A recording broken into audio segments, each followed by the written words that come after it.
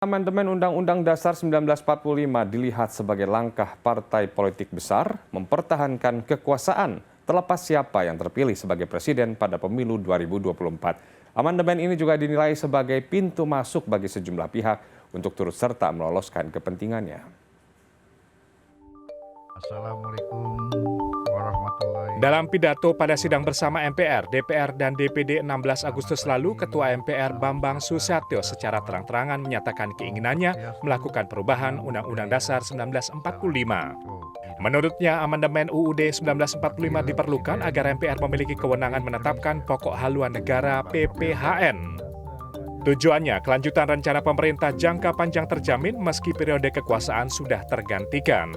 Landasan setiap rencana strategis pemerintah seperti pemindahan ibu kota negara dari Provinsi DKI Jakarta ke Provinsi Kalimantan Timur, pembangunan infrastruktur tol laut, tol langit, koneksitas antar wilayah, dan rencana pembangunan strategis lainnya.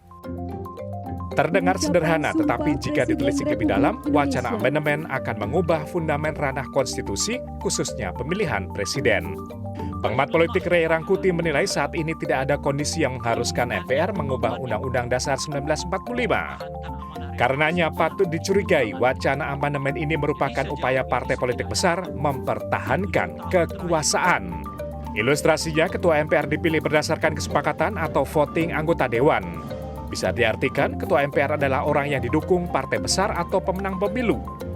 Sementara itu, jika nantinya PPHN masuk ke dalam Undang-Undang Dasar 1945, Presiden akan memiliki tanggung jawab untuk melakukan mandat MPR.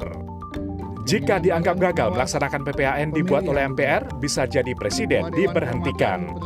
Jika sampai terjadi, rencana memasukkan PPHN ke dalam Undang-Undang Dasar 1945 akan mengubah sistem ketatanegaraan. Boleh jadi akan lahir sejumlah pasal lain untuk mengatur pergantian presiden. Bisa lengser lebih cepat atau tetap menjadi presiden bergantung pada tanggung jawabnya kepada MPR.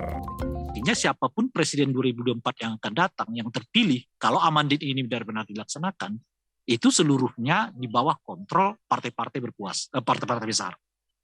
Ya, karena yang besar di MPR itu ya mereka melalui anggota fraksi maupun tentu dalam unsur pimpinan. Pada 2019, Presiden Jokowi menyatakan menolak amandemen Undang-Undang Dasar 1945. Ia menyebut mengubah Undang-Undang Dasar dengan memasukkan unsur haluan negara akan merembet pada persoalan pemilihan pemimpin negara. Apakah bisa yang namanya amandemen itu hanya dibatasi untuk urusan haluan negara? Apakah tidak melebar kemana-mana? Ya, sekarang ini kenyataannya seperti itu kan? Ada yang lari ke presiden dipilih oleh MPR, ada yang lari presiden 3 periode, ada yang lari presiden 1 kali tapi 8 tahun, kan kemana-mana seperti yang saya sampaikan. Jadi lebih baik tidak usah amandemen. 2 tahun berselang, isu amandemen berujung penambahan masa jabatan presiden kembali mengusik Jokowi. Pada Maret 2021, Jokowi kembali menegaskan menolak masa jabatan presiden 3 periode. Saya tegaskan, saya tidak ada niat, tidak ada juga berminat menjadi presiden 3 periode. Konstitusi mengamanahkan 2 periode. Itu yang harus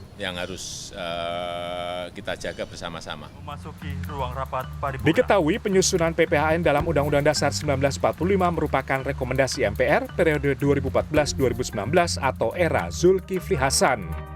Tongkat estafet amanat ini kini dipegang Bambang Susatyo, Ketua MPR 2019-2024. Ia menyampaikan rencana perubahan Undang-Undang Dasar 1945 akan dilakukan secara terbatas atau hanya beberapa pasal. Tim Liputan CNN Indonesia.